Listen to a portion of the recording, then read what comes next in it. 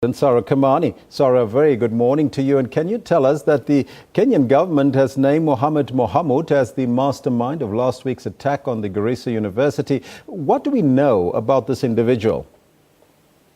Well, what we know now, what is in the public domain, is that he was a teacher in Garissa for long before he disappeared. But he's also linked to the recruitment agencies that have been recruiting young Kenyans to go and fight alongside Al-Shabaab.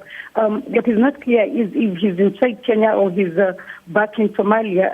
At some point, it is believed that his base was in Kismayo. Kismayo was one of the last strongholds that the Kenyan Defense Forces took when they just entered Somalia.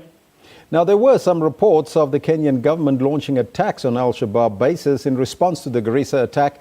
Is there any more details about this?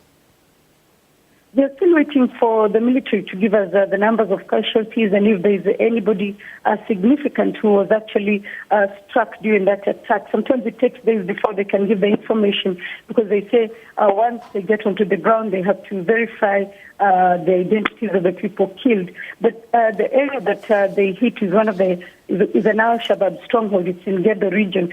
So it is likely that even if not the big people in the militant group may have been hit, it is likely that a few of the elements that will actually be struck are people who are involved in activities that lead either to recruitment or even destabilizing Somalia or crossing over to fight in Kenya. Now, there was 3 days of mourning in Kenya. Are there any more memorials expected to be held in Kenya today?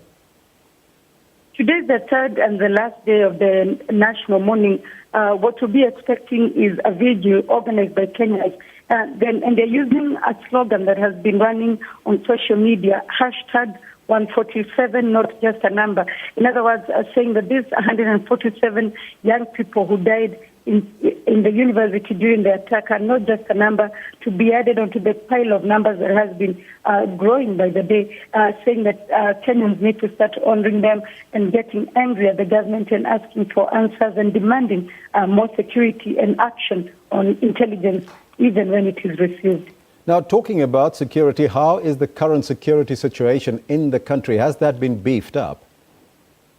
Yes, it's been beefed up significantly. In fact, some universities now, taking up the services of the Kenya police, taking up services of armed security guards, and we understand that they will also be using the Kenya military when need be to guard the universities. We have heightened security presence in the major malls and supermarkets.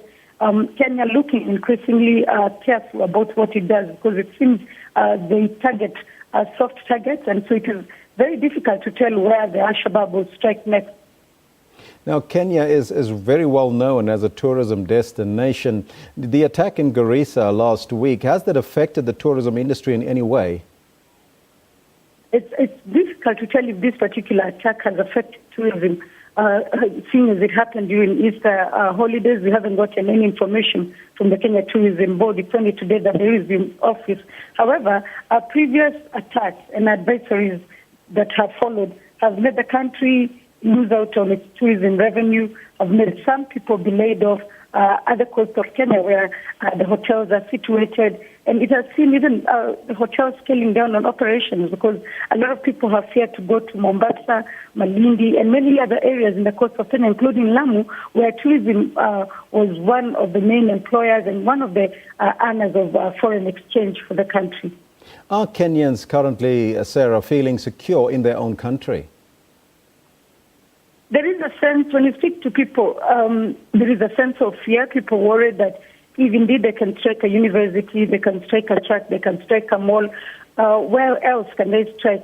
However, there's also a sense of Kenyans coming together and saying that they're not going to allow these issues affect them. Take, for example, the Westgate Mall, which was attacked just over a year ago, will be now reopened on the 1st of July, meaning even in the middle of this, Kenyans are trying to be resilient and continue with their lives as they should. Kenya, Sarah, just briefly, any response from the government in their strategic plans moving forward with the fight against Al-Shabaab?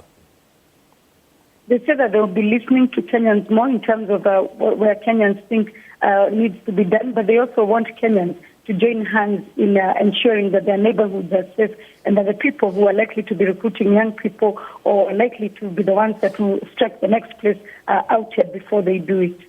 Sarah, thank you so much for that report. That was our correspondent and reporter, Sarah Kimani, coming to us live from Nairobi in Kenya. Let's